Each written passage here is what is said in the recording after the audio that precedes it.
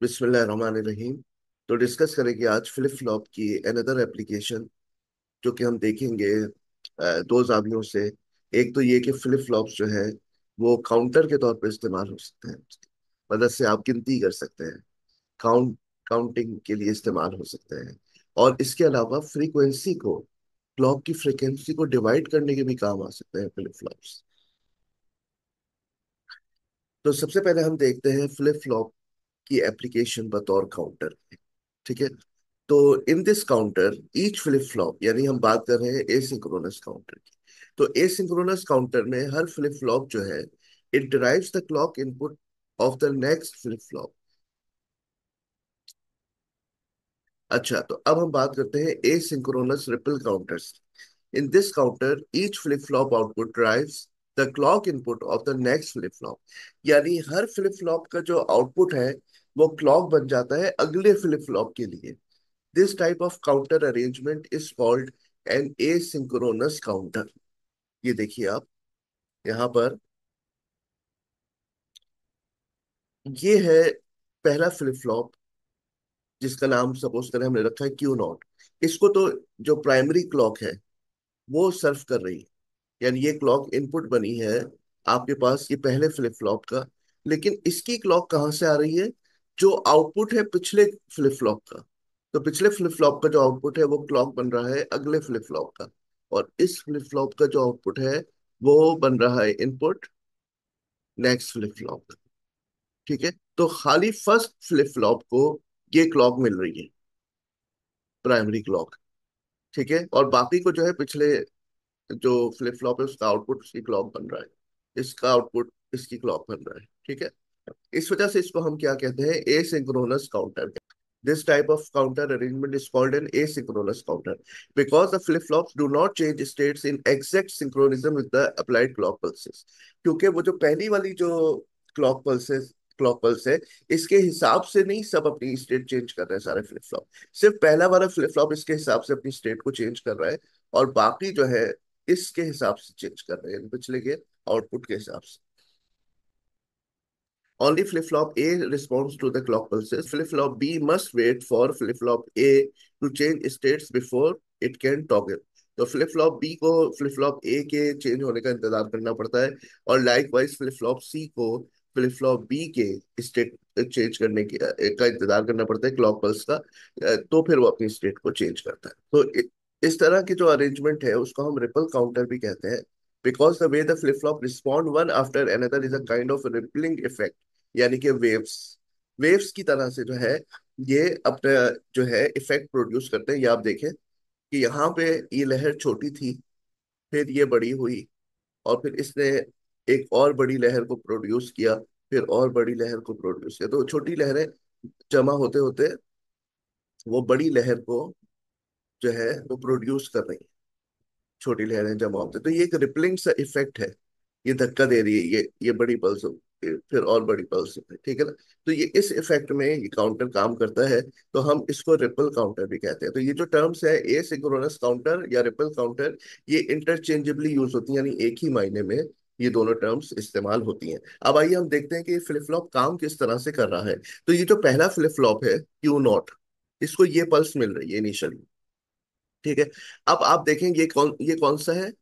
ये negative going transition पे काम करेगा। एज ट्रिगर्ड फ्लिप फ्लॉप है, लेकिन नेगेटिव गोइंग ट्रांजिशन पर, यानी जब क्लॉक पल्स जो है 1 से 0 होगी, इस ट्रांजिशन पर ये अपनी स्टेट चेंज करेगा। और इसको हमने कंटिन्यूअसली क्या दिया हुआ है? 1 1। हर फ्लिप फ्लॉप को हमने 1 1 दिया हुआ है। ठीक है। ताकि जब यहाँ पे निगेटिव गोइंग ट्रांजिशन पहुंचे किसी पर भी, तो वो अपनी स्टेट को टॉगल करे, चेंज करे। तो ठीक है।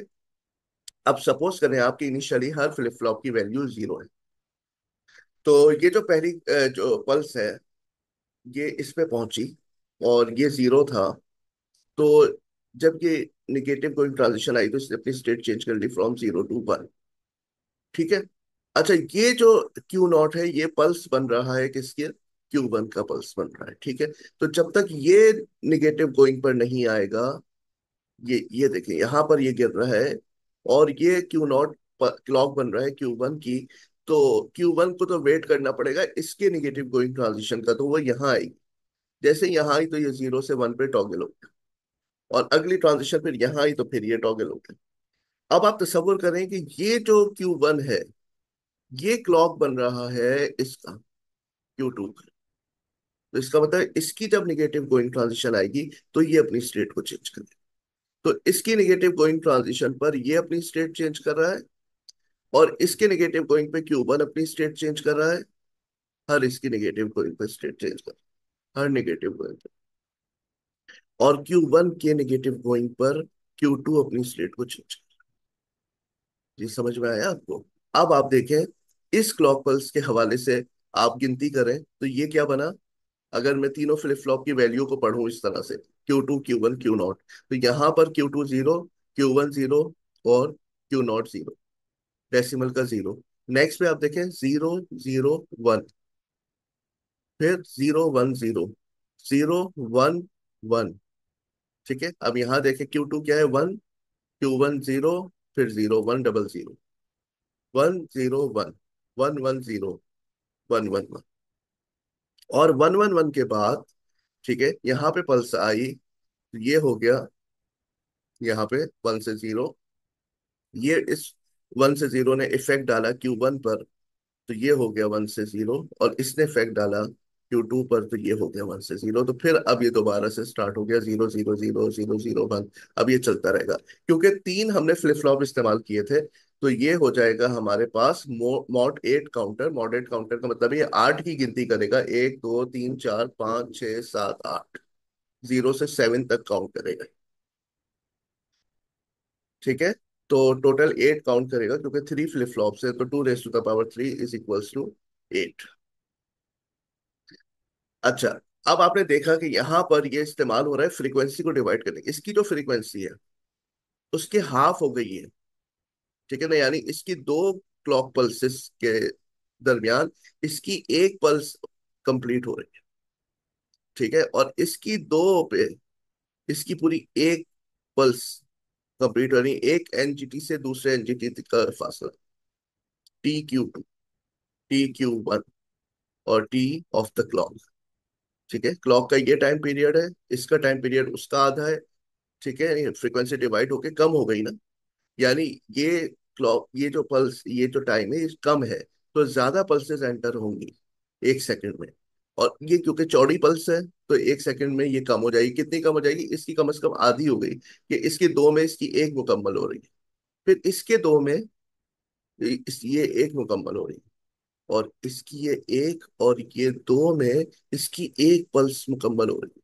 तो एक तरह से क्या हो रहा है, फ्रीक्वेंसी डिवाइड हो रही है। यानी अगर एक तेज फ्रीक्वेंसी वाली क्लॉक है और आप चाहते हैं कि उसको आप रिड्यूस करें, तो आप फ्लिप फ्लॉप लगा के बआसानी उस क्लॉक फ्रीक्वेंसी को रिड्यूस कर सकते हैं। तो each flip flop has its JK inputs set to 1।